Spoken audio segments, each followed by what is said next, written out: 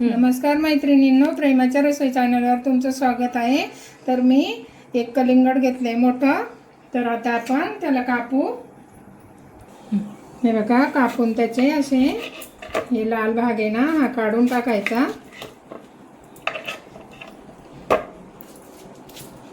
हे बघा, असा लाल भाग काढून टाकू आपण। आणि आपण याचे हे सगळा लाल भाग असं सफेद काढून टाकायचा। हे बघा, असे साल काढून टाकायचं, हिरवी बाजू अजिबात येऊन नाही द्यायची। आतला भाग पण लाल काढून टाकायचा आणि असे काप करून घ्यायचे। साल काढून, साल नाही गेलं पाहिजे त्यामध्ये। आपण याची त्रुटी करणार आहोत ना, तर असे छोटे छोटे भाग कापून घ्यायचे। कापून घेतले। आता आपण याला पाणी उकळायला ठेवले। आता उकळीच्या पाण्यात चांगली खळखळ उकळी आली का हे असं त्याच्यात सोडू आपण।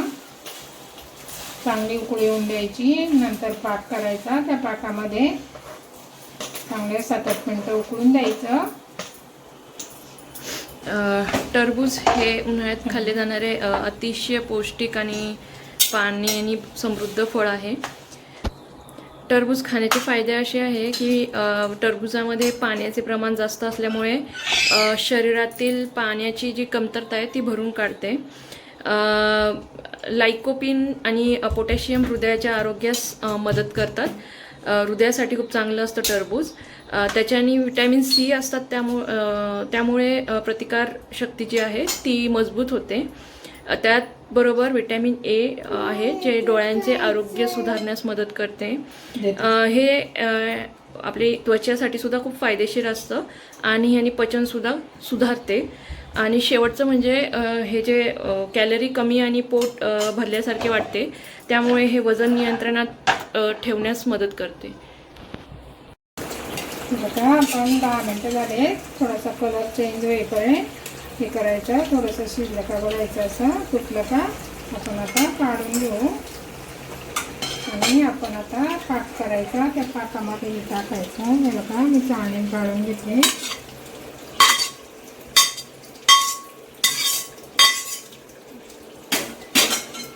आपण पाणी चांगलं निथळून द्यायचं, तोपर्यंत पाक करून घेऊ आपण।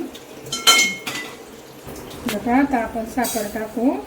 मी 1.5 वाटी साखर टाकते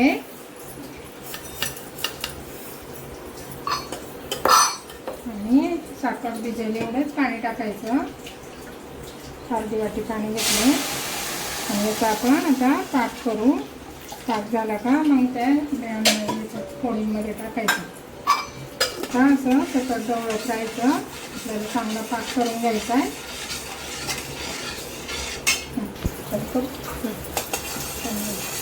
बघा, आपला पाक तयार झाला आहे। आता बघा, अशी तार आली पाहिजे चांगली। आता आपण या फोडी पाण्याने तळले चांगलं। आता आपण त्या फोडी परत पाकामध्ये टाकायचा।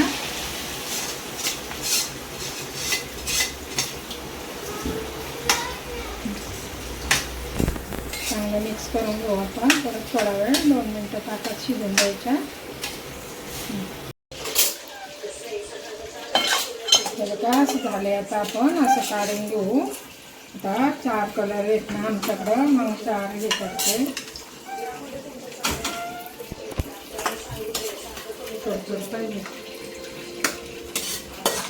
आता आपण याच्यात कलर टाकू आणि मुरवत ठेवायचं।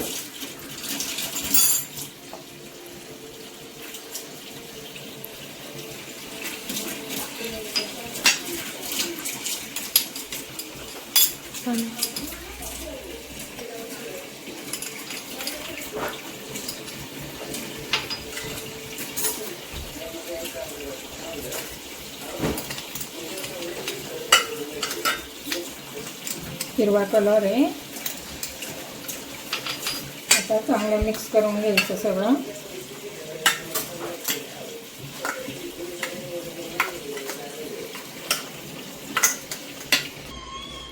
हे बघा, असे कलर पिवळा, लाल, नारंगी, लाल आणि हिरवा। तर आता आपण हे असं 3-4 तास मुरवत ठेवू, म्हणजे संपूर्ण पाक शोषला जातो त्यामध्ये। असंच आता साईडला मुरमट ठेवू आपण, असं झाकण ठेवून. हे बघा मी 4 ते 5 तास ठेवलं होतं. हे बघा आता पाक आपल्या त्रुटीने शोषून घेतलंय. तर आता आपण याच्यात सगळं मिक्स करू, सगळ्या ह्याच्यातनं ताटामध्ये.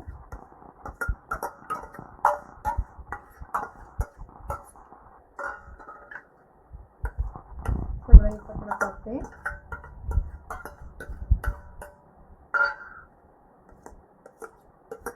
बघा किती मस्त झाली त्रुटी वरच्या घरी.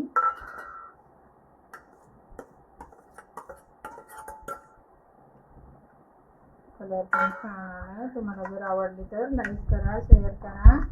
नवीन चॅनलवर असाल तर सबस्क्राईब करा, कमेंट करा. बाय.